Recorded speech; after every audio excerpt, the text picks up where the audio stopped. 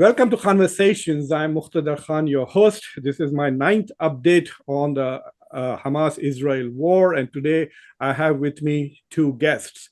I apologize to people that I was doing all these solo versions because I was traveling in Italy. Now I'm back at home and in touch with my friends and colleagues and experts, and so I begin by inviting, I consider him as my soulmate in the spiritual activities in Delaware, Greg Jones, who is the pastor of the Presbyterian Church, a very influential church and also a very beautiful one in Delaware. I also consider Douglas as my elder brother here in making peace and interfaith dialogue. Douglas Krantz is a retired rabbi, a very prominent rabbi in the Jewish community. He is one of the co-founders of the Israeli group, pro-Israeli lobby called the J Street, which believes in the two-state solutions. So, gentlemen, I'm sorry to say that we have to meet again under this, I don't even have proper adjectives, these tragic, horrendous circumstances. So you are all familiar with what happened on October 7 and the aftermath. And so I wanted to go ahead and I'll start with Rabbi Krantz and then come to you, Greg. So what are your immediate reactions to what's happening? Thank you, Muqtedar. It's good to be with you. Let me tell you where I come from into this conversation today. And I'm going to be saying words that I never imagined that I would have to say. And so it's that kind of pain. This is the worst loss of Jewish life since the Holocaust. And women were raped. And, you know, I have 3 granddaughters. Those are my only grandchildren. And infant babies. There were photographs of them with contusions, and this is a level of deprivation that I have not known in my lifetime. I mean, I'm not saying it hasn't happened, but not this. So I find it, as somebody who's worked for a two-state solution to the Israeli-Palestinian conflict since 1973, this was the worst day since then, from my experience. And so I want to say one or two more quick things, and then we can go into the conversation. It's clear both of you know the biblical Judaism, and you know that there were many wars, Jericho and the Maccabees, and you know our history. But essentially, Rabbinic Judaism, which became the dominant Judaism after the temple was destroyed in the year 70, Rabbinic Judaism never had an army. There was no Jewish army. Again, Jews didn't fight again until they began to settle in Israel in the last century. So essentially, Rabbinic Judaism is Irenic and peaceful. And I would say that, and I didn't join all of that, but I can understand how the Holocaust did militarize certain elements of the Jewish community. And I have instead devoted my career, even when in rabbinic school, to working for a two-state solution to the Palestinian-Israeli conflict. And so what I'm saying is that this is a setback, and we're going to keep working for it, for our goal, because that's the only solution to this century-long conflict. Greg? Well, I'm equally appalled by all the violence in both Israel and Gaza. As we know, the Hamas terrorists killed over 1,400 people in Israel. As Douglas said, women and children, took 200 hostages. I cannot just imagine the suffering that is going on in those two communities. I have nothing that could possibly relate to that. So many lives lost and so many children killed, and thousands of people scarred for life. And no words can mend the pain that people are experiencing. Now, of course, this has been going on for years, and it's going to continue to erupt every few years, I'm afraid, as long as extremists who are determined to annihilate the other side are calling the shots. I'm appalled at the Hamas rocket attacks just scattered into civilian territory and the sea and land attacks on civilians. I want to be clear that I abhor the killing and maiming of innocent Israeli citizens. I also condemn the Israeli military for repeatedly firing guided missiles and using white phosphorus artillery rounds on civilian targets in Gaza. The majority of the people that are being killed are Christians and Muslims who have nothing to do with the militants. Regrettably, no one who's been following the developments in Israel-Palestine over the last few years is surprised by what's occurred. Many people have been predicting something was going to happen. It wasn't a matter of if, but just when. And so I wrestle with, when are people going to learn that killing isn't the answer?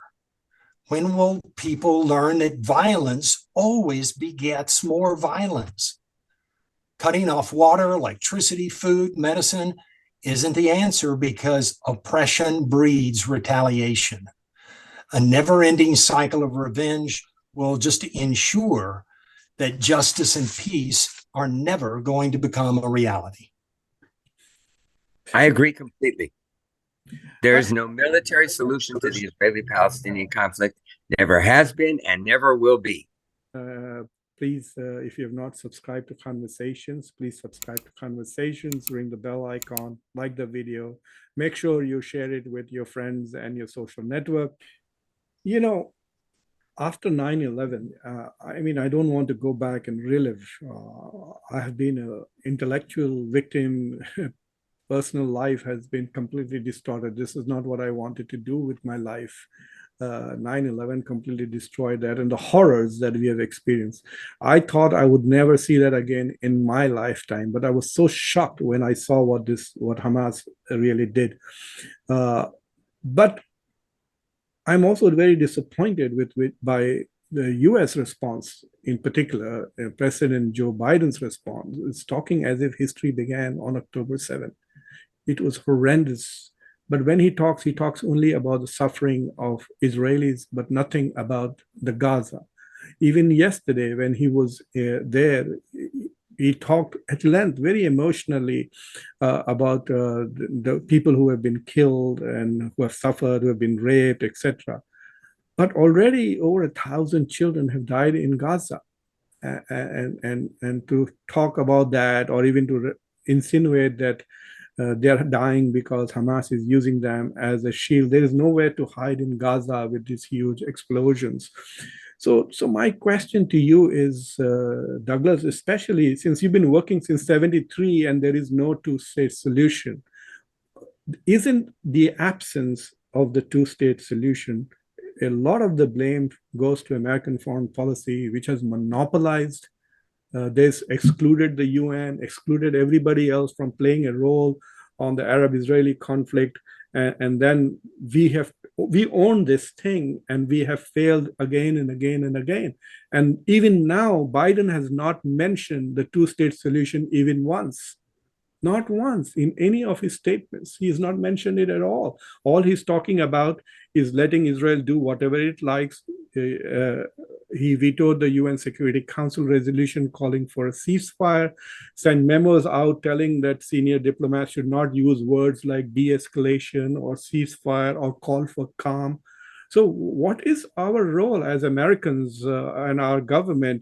Are we there just to provide weapons to one side to kill the other side, or are we also peacemakers? I mean, as religious communities, I think the biggest function of religion in this day and age should be making peace.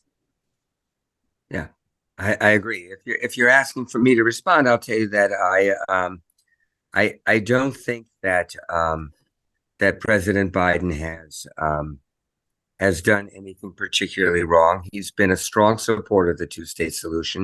He's very involved in working for it in Washington, on Capitol Hill. He hasn't been successful, but he's been the strongest advocate. the Jewish two-state solution community has ever had. And I think that that's important to note. But having said that, I also I don't have any better words to tell you than this is for me what is tragic. I mean, it's a true tragedy. It's not something that where I'm looking to cast blame. I'm looking really to find a middle path where we can begin to end some of this suffering that's gone on really for the whole of my own life. I mean, I was born in 1948, and so was the state of Israel. Mm-hmm. So, it's that's what I bring to it, and I hope that we can do something positive. Greg, what do you think about the role of the U.S.? And I mean, both of you know Joe Biden, and are you happy? Not. I mean, in the last 3 years, what did he do to promote the two-state solution? I don't think he has done anything at all to stop the settlements, which are killing the possibility of ever being a viable Palestinian state. What has Biden done in the last 3 years? Nothing. Yeah, I don't like what American foreign policy has been, and I don't like what Israeli politics have been either. Both sides have just been pushing this narrative that Palestinians are extremists and all Palestinians are militants, and we've just got to go in there and get them. I mean, there have been some incredibly horrible statements made by some U.S. politicians. Lindsey Graham actually called on the Israeli Defense Force to commit war crimes. He said, concerning the attack on Gaza, he said, level the place. That either is genocide at worst or collective punishment at best, and both are war crimes according to Geneva Conventions. Of course, one of our favorite women congresswomen said that anyone who's pro-Palestinian is also pro-Hamas. And those are the kind of things that sway American public way far in the wrong direction. I agree that American foreign policy has not pushed the two-state solution nearly enough. And this is one of the ways we pay for it with what's going on right now. I want to say a word about something that I don't talk about it too often, but I think this is a moment to talk about it. 30 years ago, when I first visited Gaza, I met a pharmacist, and I came over the years to know his wife and his whole family. And we stayed in their house in Gaza dozens of times for about a week at a time.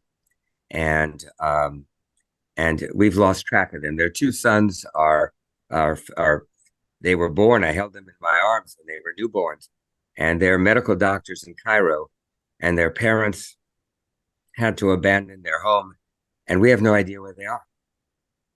None. So I also am involved in this in a way that's very personal and very emotional, and I'm hoping that we'll hear from them soon. I just don't know. So this is a tragic failure that has many parents. I mean, I will tell you that I met with Yasser Arafat for years and years and years. There's some picture in the New York Times of my meeting with him somewhere. And the truth was, he lied to me. He wasn't honest. I mean, this is a moment of failure that has many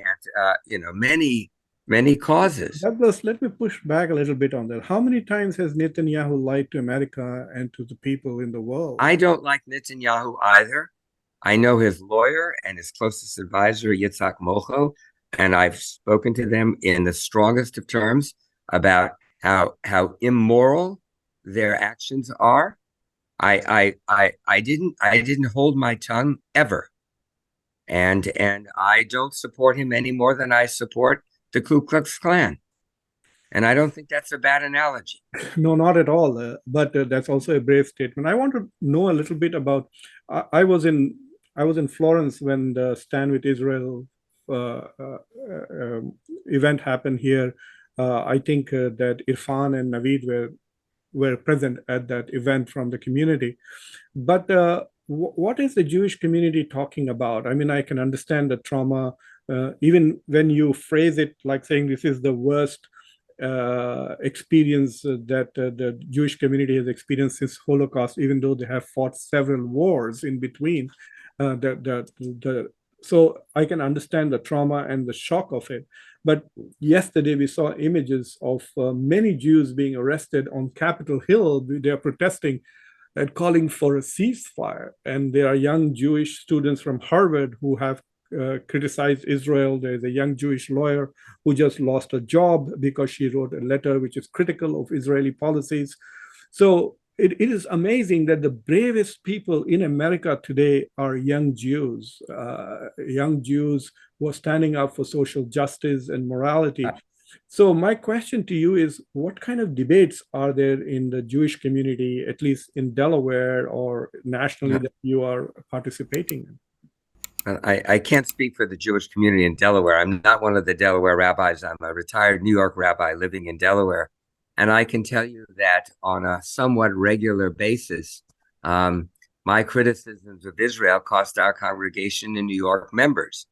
And people would sometimes get up in the middle of the Jewish holy days and leave and quit because they didn't like that I was being critical of Israel. I paid a price for that. So it's now that I'm retired, there's nobody going to quit because they can't, because I don't have an organization. But my point is that the Jewish community has been divided. There are deep scars in people's minds. People my age have very, very vivid memories of people with numbers on their arms from the Holocaust, and those memories are hard to overcome, and they're not impossible to overcome, but they're hard to overcome. And I have dedicated my entire career and my life, both in practice and in retirement, to working to ameliorate the Israeli-Palestinian conflict. And I've had to apologize at times because some of the Palestinian leadership wasn't honest. Greg, what are the debates going on in the Christian community, especially that which believes in the two-state solutions? And there, in Delaware, we do have a group of people who have been working for Palestinian human rights, etc. What are their concerns? Has the horror that Hamas did on October 7th made those who were sympathetic towards the Palestinian cause, those who understood the need for a Palestinian state, have they lost their support? I mean, has Palestine lost the support of their friends because of what Hamas has done? Or are they horrified at how the US and Israel are responding to this crisis? Well, I don't know if people who have been supportive of the two-state solution and been working for Palestinian human rights, I don't think any of them have then felt like they can no longer support that, because they clearly distinguish between radical militants and the normal Palestinian people. Palestinians, like American citizens, they're normal people. They have the same desires that everybody has. They'd like to have a good job. They'd like to educate their children. They'd like to be able to put food on the table. They'd like to believe that there's a hopeful future. Anyone who has been involved in the issue for a while clearly distinguishes between the Palestinian people and the militants.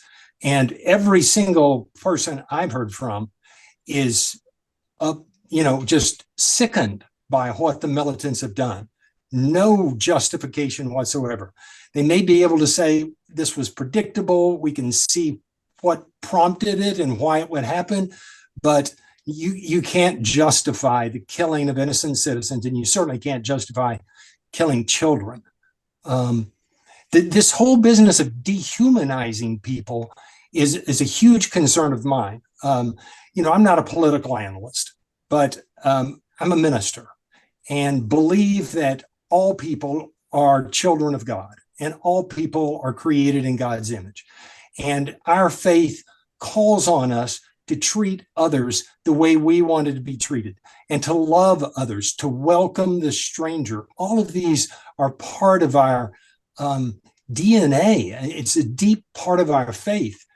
And so when we hear voices out there calling the other side animals or saying this is legitimate to level the place, it's totally forgetting the fact that all lives have value.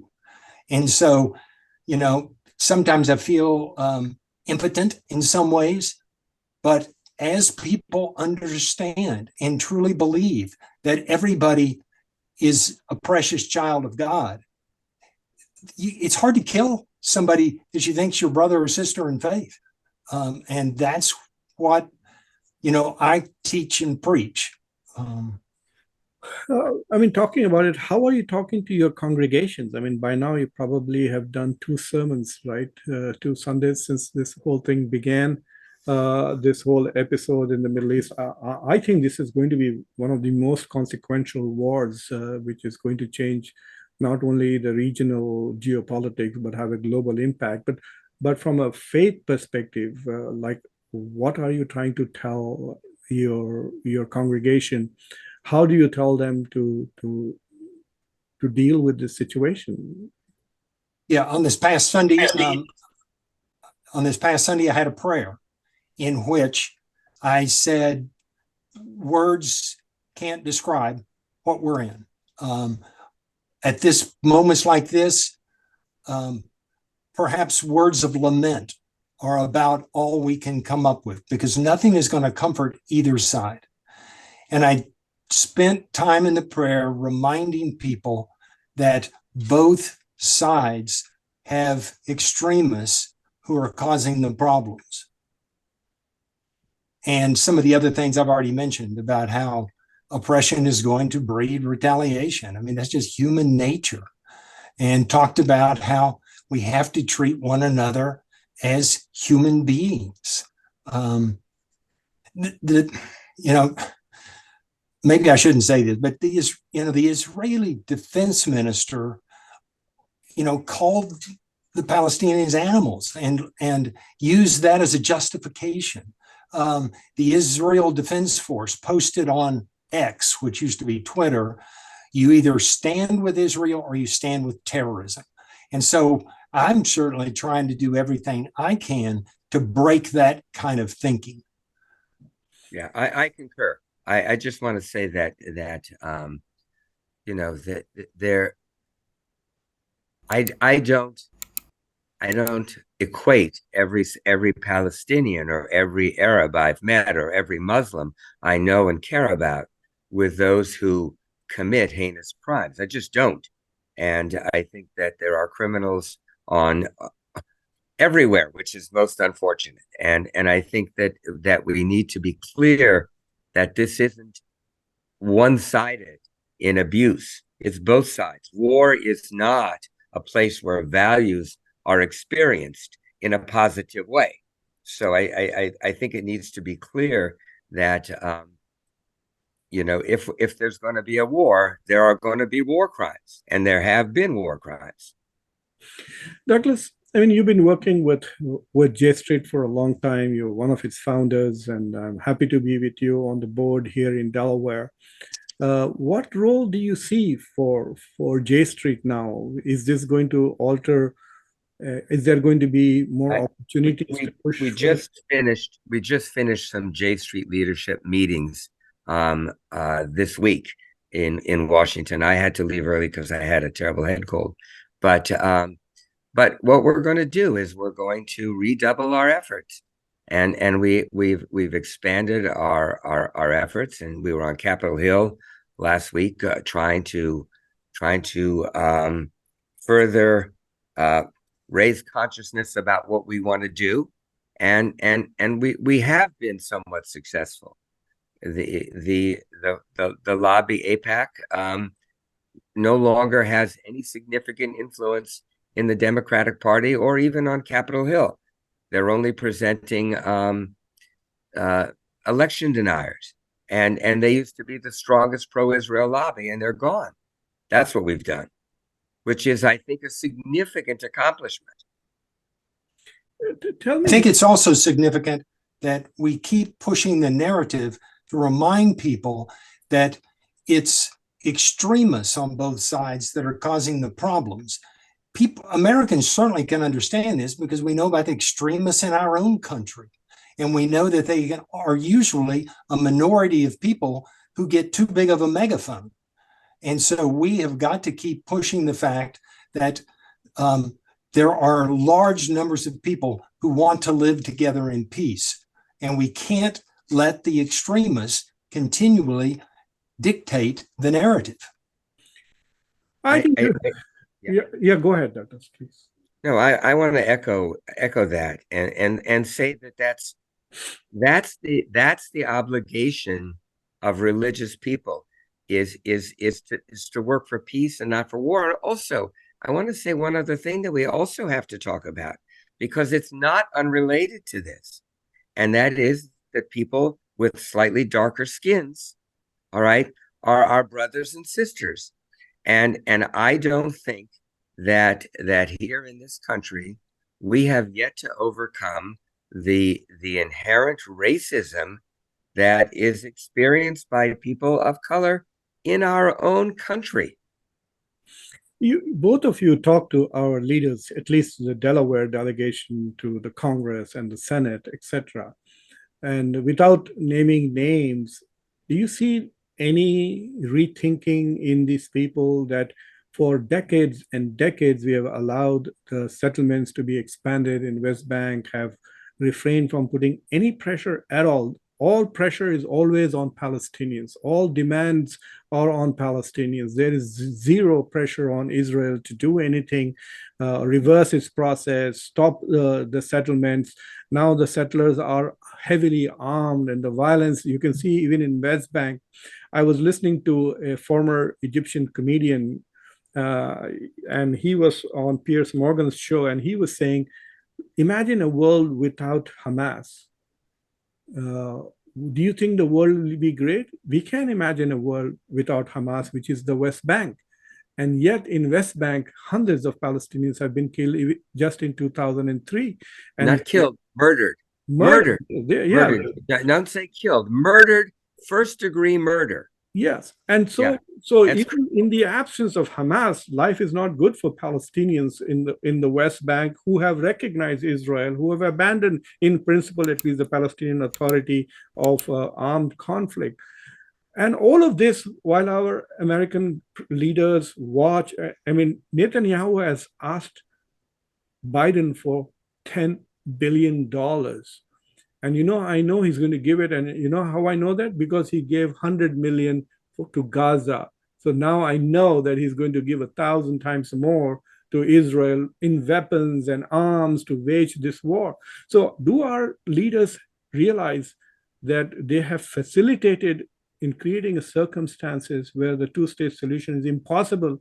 And so this violence and oppression and retaliation will continue. I hope that they will understand that by going along as they have gone along and allowed settler violence and IDF violence in the West Bank, hope they begin to realize that this is part of what causes the problems. I'm hoping they're going to reevaluate things. Think about one of the things that really upsets me, and I hope they will reconsider, is that they rejected nonviolent means of ending the occupation. Mm-hmm. They were against boycotts, against divestment, against sanctions. Those are nonviolent ways of protesting. So if you continually deny nonviolent ways of protesting, what are you going to be left with? Isn't it what just happened? Greg? I want to say something in a slightly different realm, because I think it's important to put stuff on the table. The Israeli Egyptian peace treaties have worked. There hasn't been a war in years. The Sinai is no longer under the sovereignty of Israel. The relationships with Jordan are fine, and they work, and you can travel in and out of those countries comfortably. And I think that we need to continue on this political process to try to get some kind of a Palestinian state so that we can end this conflict. I mean, and I don't, because we have examples of where it has worked. And I think it's important to understand that political change is possible and has proven to be enduring. Thank you for bringing that up, Douglas. Yeah, I have, this is my last question to both of you. Like, when we are people who are not very powerful, we have very little power. Just because we live in this small state, we can at least text and call our representatives in the Senate and in the House. That's, maybe we have an advantage over larger American states. But beyond that, what advice would you give to people who are concerned about what is happening? What can they do to bring peace? I don't think the US government right now wants to even stop the violence in Gaza. But what can we as ordinary citizens do to bring about ceasefire, to provide aid, to move the process forward? Like, what can we do to make things better? Douglas and then Greg. I think that what we can always do, I think it's important to think that there are things to do. One of the realities of my life has been trying to integrate my life with different religions, with different people of different faiths, with people of no faith.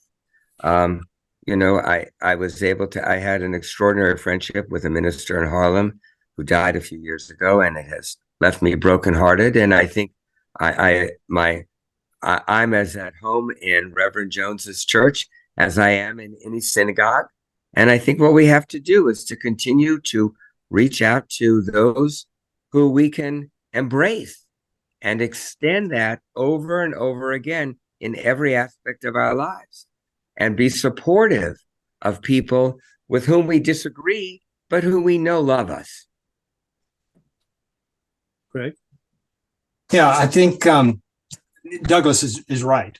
Building relationships with people from other religions is critical. And I'm sure Douglas would agree with me, with other races and ethnic groups as well. Yeah.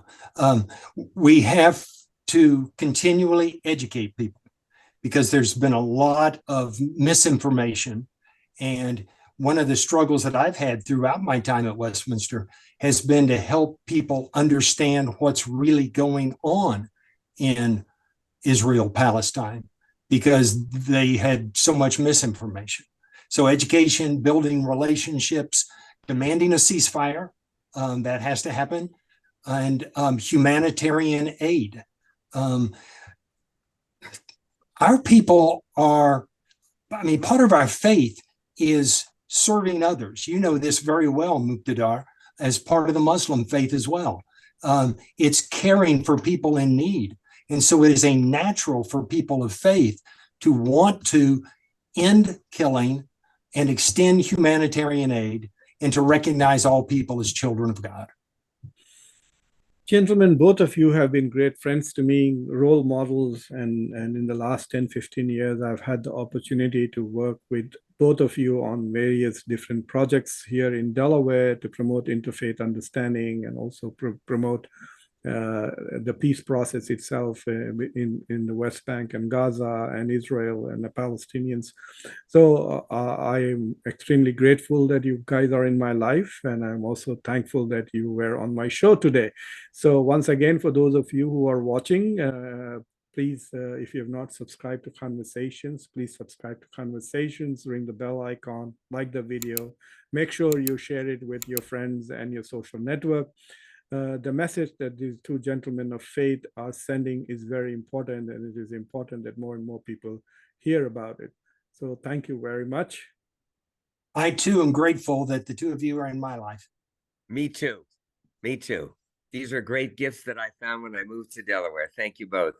Thank you very much, sir. Bye. Take care.